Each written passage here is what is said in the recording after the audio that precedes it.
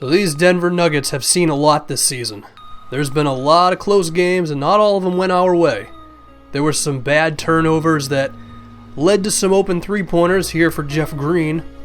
But then at the same time, that same game will result in Emmanuel Mudiay giving us a basket mid-fourth quarter.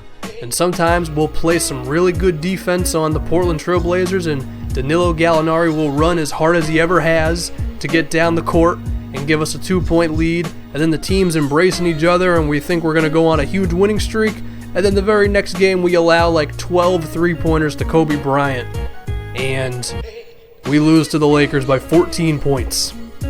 Just an up and down season for us, okay? And of course I mentioned Emmanuel Mudiay, and what he's done for us, it's fantastic. Really is. He's the reason we're in this position, whether it's him scoring or guys playing off of his pick and rolls.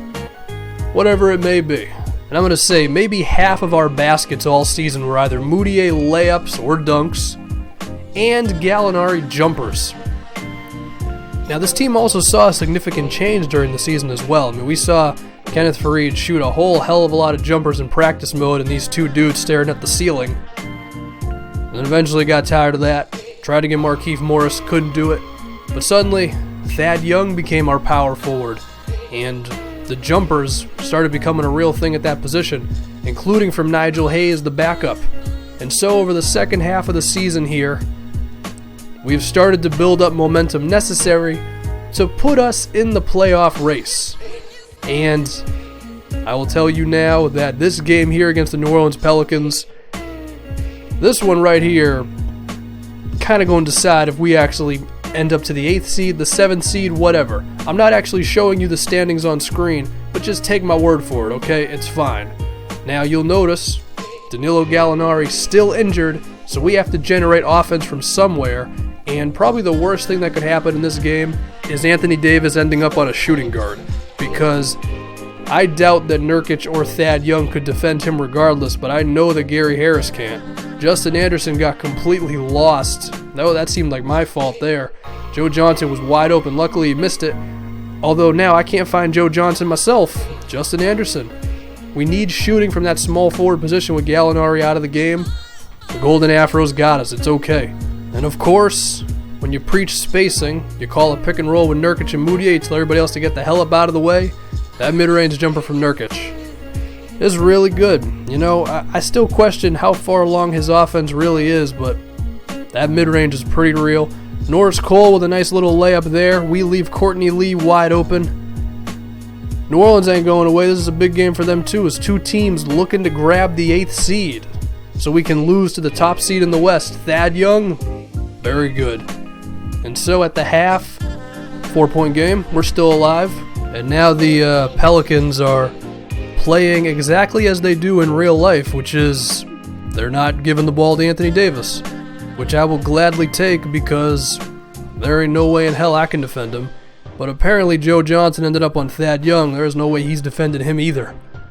With all this talk about Nigel Hayes potentially becoming our starting power forward next season or whatever, I think Thad Young got a little motivated.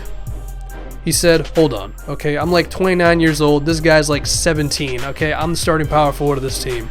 And now, after the miss from the Pelicans, speaking of Nigel Hayes, got to get him in the pick and roll a little bit. That was a dangerous pass to Joffrey.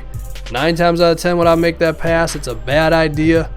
Worked out that time. Joffrey Laverne, of course, a decent free throw shooter in real life, so I could bump it up in the game. Trying to go for a Gary Harris pick and roll because I've been looking to get him some more offense with the ball in his hand. Didn't exactly work out. Brandon Ingram ended up on Anthony Davis. You know, I got to pass that off. Not very good offense from us. That's the type of effect you're going to see with Gallinari not in the game, and Brandon Ingram not exactly scoring a lot for us. Drew, god damn it, Drew. I should say Brandon Ingram did hit a couple of three-pointers a few games back for us, but in this one his offense was not as present. Tyreek Evans with the ball in his hand, that's usually a safe bet, maybe, depending on what season it is. Holy jeez, did you see that block shot? Let's go the other way. That Denver fast break is a beautiful thing, except they kind of stopped us. I'll just shoot it with Thad. There we go. Thad Young says, relax on the Nigel Hayes talk, guys. Okay?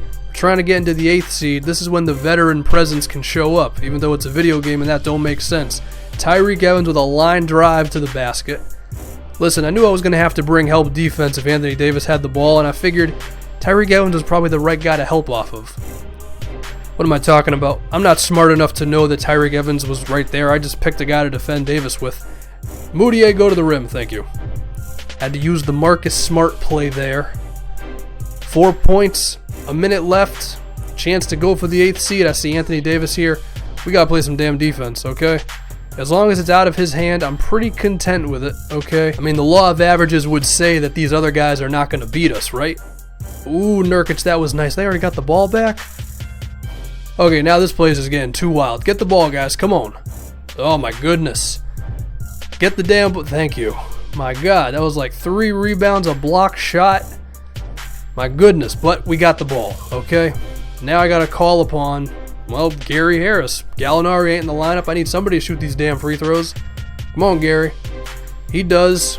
And so, with this victory over the New Orleans Pelicans, we pretty much clinch our chance at a playoff berth in the Western Conference. Moutier, he's getting hyped, even though he really didn't score that many points today, but we didn't need him because maybe we did need him. We only scored 85.